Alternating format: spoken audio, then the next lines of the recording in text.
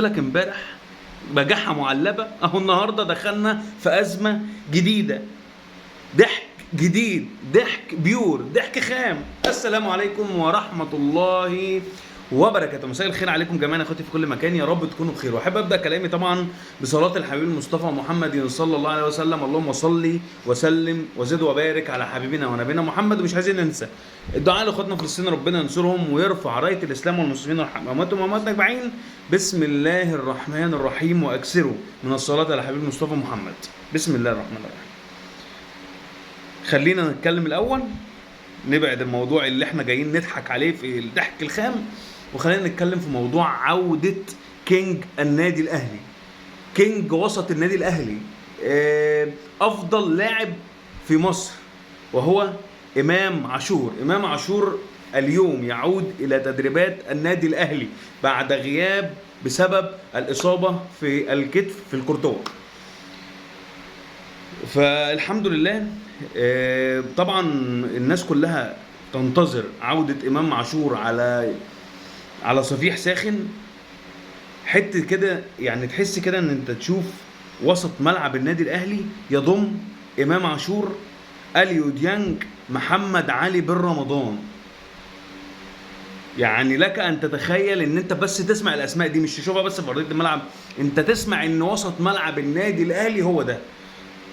وامام عاشور لما هيخش قائمه النادي الاهلي او هيخش تشكيل النادي الاهلي، هيتم التضحيه بنجم من النجوم اللي موجودين دلوقتي. هتقول لي زي مين؟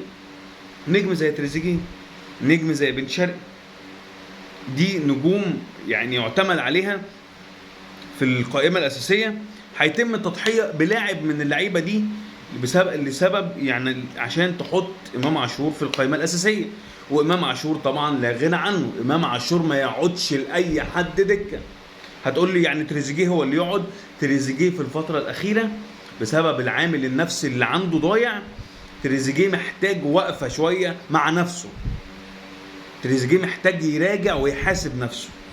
فعودة الدينامو إمام عاشور هي عودة حميدة للنادي الأهلي، وعودة مفرحة وسعيدة لجماهير النادي الأهلي. ده أول حاجة. تاني حاجة، تعال بقى أقدم لك الضحك البيور. قاعد يقول لك إيه؟ عندنا أرض 6 أكتوبر هنعمل عليها استاد نادي الزمالك، وهنعمل عليها كومباوند، وهنعمل عليها مش عارف ايه. وبيقول لك بقى قعدوا يقطعوا في حته الارض قبل ما يتم اي حاجه، يعني هم لسه الخطه ما بداتش ولا اي حاجه، وما فيش، بس هم عمالين يقطعوا في حته الارض بتاعت 6 اكتوبر. في الاخر بيطلع علينا خبر امبارح يخلينا نفرفر من الضحك. هتقول لي ايه هو؟ هقول لك. تم السيطره من خلال وزاره الاسكان على ارض 6 اكتوبر اللي تخص نادي الزمالك. هتقول لي ازاي يا عم؟ ده هم واخدين كل الاجراءات وواخدين اللازم، والمفروض ان هم بيتم انشاء الاستاد وبيتم بناؤه على، يعني اكيد راجعين في كل حاجه. هقول لك ان الكارثه الاكبر ان هم واخدين قروض باسم الانشاء على ارض 6 اكتوبر، يعني واخدين قروض علشان ينشئوا في ارض 6 اكتوبر. في الاخر المشكله مش في كده وبس، يعني المشكله مش في ان دي ازمه اكبر من الازمات اللي فاتت، وان دي ازمه صدروها بسبب ان هم مثلا قطعوا في الارض وباعوها عشان يعملوا صفقات للنادي الاهلي ولنادي الزمالك ويقوموا الزمالك على حلو، ويرجع في الاخر يقول لك ان في مؤامره. طب تعالى كده نتكلم بالراحه. بمناسبه المؤامره، تعالى نسال كده حد من اعضاء مجلس اداره نادي الزمالك ان ايه اللي حصل امبارح، وليه تم الاستيلاء من خلال وزاره الاسكان على الارض بتاعت نادي الزمالك. هيقول لك ما اعرفش، ده شكل مفاجئ، احنا بنبص لقينا وزاره الاسكان بتيجي تم استيلاء عليها وبتقول لنا اخرجوا من الارض، ما لكمش حاجه هنا، يلا حبيبي بره بيتك انتوا ولا ليكوا اراضي ولا ليكوا اي حاجه ولا ليكوا فدادين. ايه الدنيا؟ ده رد عضو من اعضاء مجلس الاداره، ولك ان تتخيل.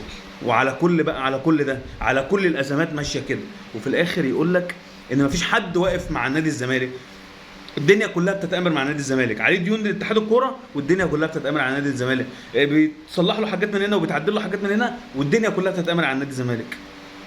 والله العظيم ضحك ضحك من العيار الثقيل. سلام.